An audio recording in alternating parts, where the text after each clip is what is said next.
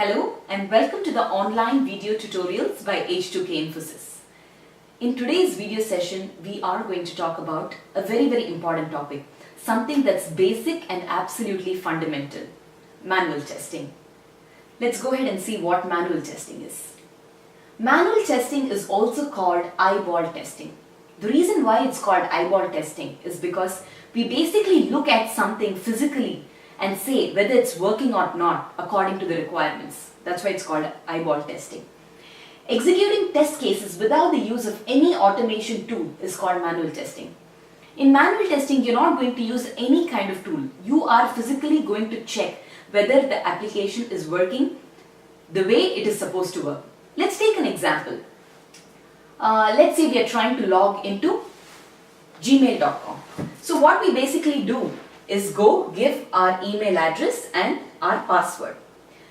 Well, the requirement says that if the password is not correct, then the application should throw an error message saying that the username or password is incorrect. So if that works, that means the application is working according to the requirements. Say for instance, you give your email address and give some random password and it takes you into your account. Isn't that a risky thing?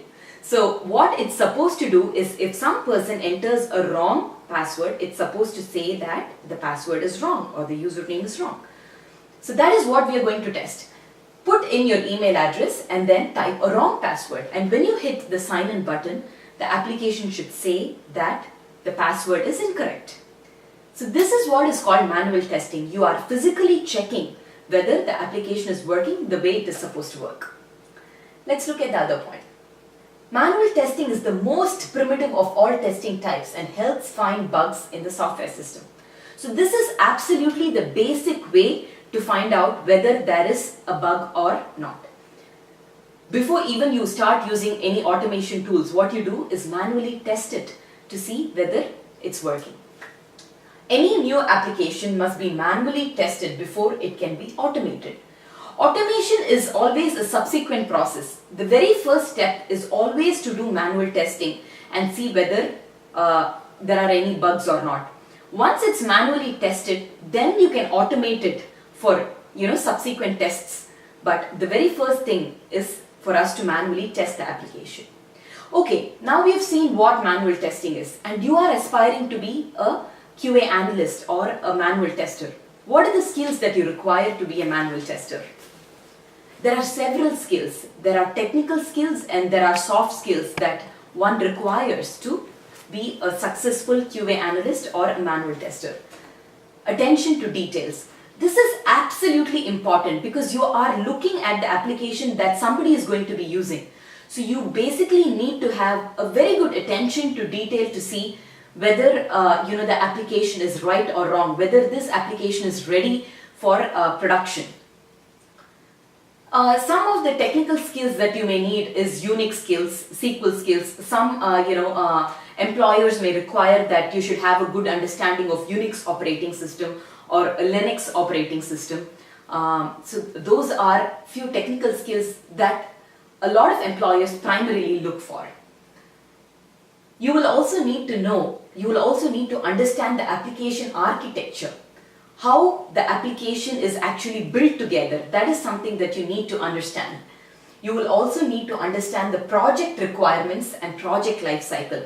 As a project, when is your project starting? What stage your project is in? Are you gathering the requirements? Are you in the development stage? So various stages of the project you definitely need to understand as a QA analyst.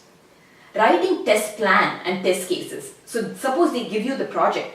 You should know how to write a test plan. How are you planning to test this whole application?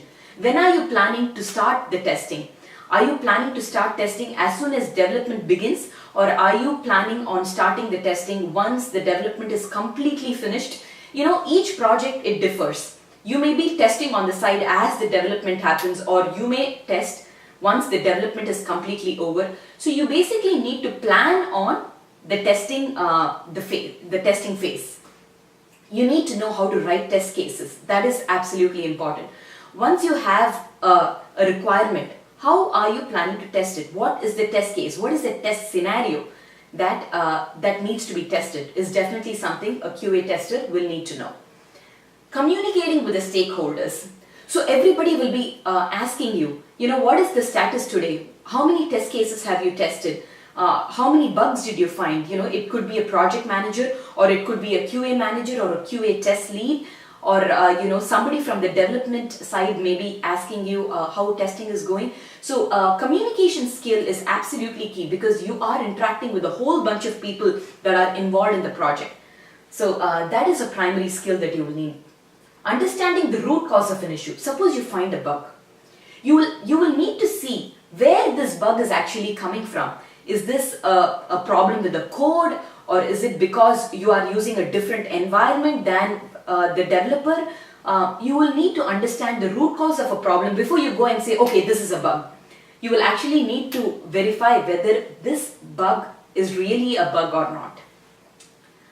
Working under strict deadlines and thinking out of the box to break logic. You will always have strict deadlines. As a quality assurance analyst, you are the last in the pipeline. So the developer has finished his job.